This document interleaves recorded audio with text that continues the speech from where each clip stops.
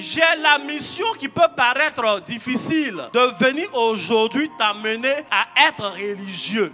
Jésus n'a absolument rien contre le fait d'être religieux. 2 Timothée 3, versets 1 et 2. Sache bien que dans la période finale de l'histoire, les temps seront difficiles. Les hommes seront égoïstes, avides d'argent, vantards et prétentieux. Ils parleront de Dieu d'une manière injurieuse et n'auront pas d'égard pour leurs parents. Ils seront ingrats, dépourvus de respect pour ce qui est sacré. Dans ce passage, l'apôtre Paul adresse une lettre à son fils Timothée. Et il va lui expliquer qu'en fait, il va avoir une période qu'on appelle la période de la fin des temps. Et il commence à donner des signes de cette fin de temps. Parmi ces signes qui sont donnés, il y a une chose qui va nous intéresser ce matin. Il dit, dans les derniers temps, vous verrez que les hommes seront irréligieux. Il faut dire à ton voisin, irréligieux. Irréligieux. L'apôtre Paul nous dit, lorsque nous serons proches de la période finale, le diable fera de sorte que les humains soient irréligieux.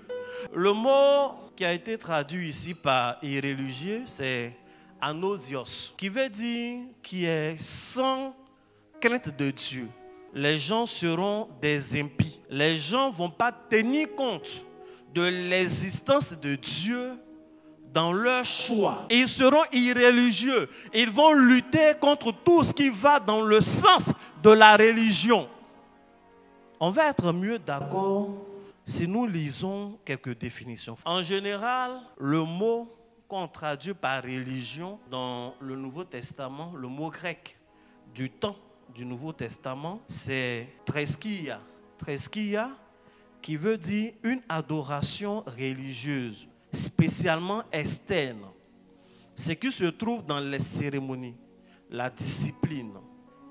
Ce mot est également traduit par culte, la manifestation externe de ce qu'on croit intérieurement.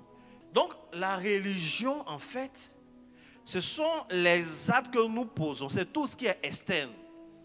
La foi est interne. Mais tout ce que notre foi nous pousse à faire, nos habitudes générées par notre croyance, c'est ce qu'on appelle la religion. Et le grec évolue. Un autre sens, un autre mot qu'on traduit par religion aujourd'hui, c'est relegere, qui veut dire lire et relire. Lire des ordonnances. Ça veut dire faire des recherches sur des tests. Une autre signification, c'est s'appliquer à comprendre ce qu'on lit. Donc la religion consiste à faire des recherches spécialement sur la parole de Dieu, à la lire et à la comprendre. Amen. Plus tard, le mot va évoluer et on va arriver à religare. Religare qui veut dire lié, attaché à.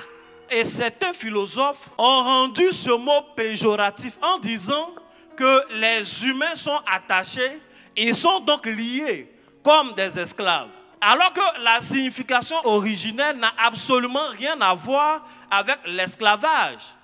Religare veut dire être lié, être attaché à la réalité de Dieu. Être lié à la volonté de Dieu. Les hommes ne sont plus libres de faire leurs choses comme ils veulent parce qu'ils tiennent compte de ce que Dieu veut pour eux. Religare, si on veut que ce soit vraiment esclave, il ne s'agit pas d'être un esclave social, mais il s'agit d'être un esclave de Dieu comme Paul le disait. Paul était un homme assez libre vis-à-vis de notre droit commun. Mais par rapport à sa foi, il dit qu'il est attaché à Dieu. Donc, je viens te dire en ce jour que le sens religieux de la Bible n'est pas un mauvais sens. Et ce sont des impies, justement, qui ont commencé à parler et à dire un homme qui croit en Dieu n'est pas un homme libre. Un homme qui s'applique à respecter la parole de Dieu n'est pas un homme libre. La liberté pour eux, c'est être capable de faire tout ce qu'ils veulent. Mais c'est une fausse définition de la liberté. Parce qu'un homme qui est capable de faire tout ce qu'il veut, à cet homme-là, tout peut également arriver. Un homme qui peut faire tout ce qu'il veut, cet homme-là peut avoir n'importe quel sort. Si tu es capable de faire tout ce que tu veux, sans aucune restriction, bien-aimé, ne sois pas étonné qu'il y ait quelques punitions également. Même dans la société, si tu te comportes comme tu veux, sache que tôt ou tard, il y aura des gens qui vont te punir. Il y a des lois pour ça. Donc la vie est ainsi faite. J'ai la mission qui peut paraître difficile de venir aujourd'hui t'amener à être religieux. Jésus n'a absolument rien contre le fait d'être religieux. Être religieux, c'est avoir des habitudes qui sont dictées par notre foi en Dieu. Si tu as une foi intérieure, alors tu dois avoir un comportement religieux. Un comportement qui ne tient pas compte uniquement des réalités humaines. Un religieux, un homme qui croit, un croyant religieux. Mon ami, tu es déjà un peu religieux. Le fait de te lever chaque dimanche et tu viens à l'église, qu'on le veuille ou non, c'est de la religion. En fait, le problème de Jésus avec la religion n'est pas la définition elle-même, mais c'est la vie de ceux qui la pratiquent. Jésus n'a absolument rien contre la religion, même des pharisiens. La Bible nous dit dans Matthieu 5 que Jésus a demandé même à ses disciples de faire mieux que les pharisiens. Oh, il n'y a pas plus religieux que les pharisiens. Jésus n'a absolument rien. Au contraire, il apprécie. Si Jésus était contre la religion, il n'allait pas naître dans une famille pieuse. Marie était religieuse. Elle a été enseignée dès le bas âge à la religion juive. Joseph était religieux. C'est pourquoi il n'a pas chassé Marie. Jésus est né dans une famille religieuse. La circoncision qu'il a subie est un acte de religion. Depuis 12 ans, la Bible dit il participait à des fêtes juives. Le fait de célébrer la Pâque, c'est pratiquer la religion. Or, Jésus pratiquait la Pâque. La Bible dit lorsqu'il se rendait dans chaque ville, comme il avait coutume de le faire, il se rendait au temple, soit pour enseigner ou pour écouter les autres. Il pratiquait la religion. Il avait des habitudes qui étaient imposées par le fait qu'il était croyant. Donc, Jésus n'a rien contre la religion. Et il a quelque chose contre la fausse religion.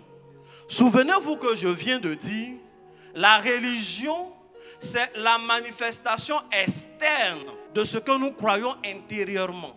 Le problème que Jésus avait avec les pharisiens, c'est qu'ils avaient une très belle manifestation externe, mais leur intérieur était pourri.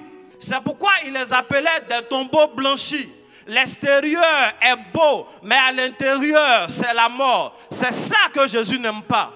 Jésus n'a absolument aucun problème que tu viennes écouter la parole de Dieu. Au contraire, il apprécie. Ce qu'il ne veut pas, c'est que lorsque tu quittes la maison de Dieu, tu ailles maltraiter le personnel chez toi à la maison. Que tu parles à des humains comme étant des animaux. Ce qu'il ne veut pas, c'est après avoir quitté la maison de Dieu que tu te retrouves au banc de ceux qui sont les plus corrompus de la société. C'est ça que Jésus critique. Jésus n'a absolument rien contre le fait que tu jeûnes. Non, au contraire, il apprécie. Mais le problème, les conditions même dans lesquelles tu fais la rupture de ton jeûne, comment tu les fais? Il n'a pas de problème que tes pieds te conduisent à l'église, mais les fois où tes pieds ne sont pas à l'église où tu es. C'est de ça que Jésus parle. Il n'a pas de problème avec le fait que tu pleures en adorant Dieu, mais il critique le fait que tu pleures encore pour mentir dehors. Il n'a pas de problème de te voir à genoux en sa présence pour demander pardon. Mais dehors, tu te mets encore à genoux pour tromper. Donc, il critique cette religion qui est vide de tout amour. Cette religion qui est vide de toute vérité. Une religion pleine d'hypocrisie. C'est ça qui n'est pas bon. Il critique une religion qui tue Dieu également. Une religion qui fait semblant de croire en Dieu, mais ne reçoit pas tout ce qui vient de Dieu. Une religion qui est capable de dire il faut qu'on tue Jésus juste parce que Jésus manifeste plus de dons spirituels. Jésus sur terre, qu'est-ce qu'il a fait? Il ne faisait que guérir des malades. Et il commençait à avoir plus de followers. Il ne faisait que délivrer des gens, il chassait des démons. Et cela a suscité justement la jalousie des pharisiens. S'ils avaient une religion pure, si vraiment ils aimaient Dieu, alors absolument ils devraient aimer Jésus. C'est ça que Jésus critique. C'est avec ça qu'il n'est pas d'accord.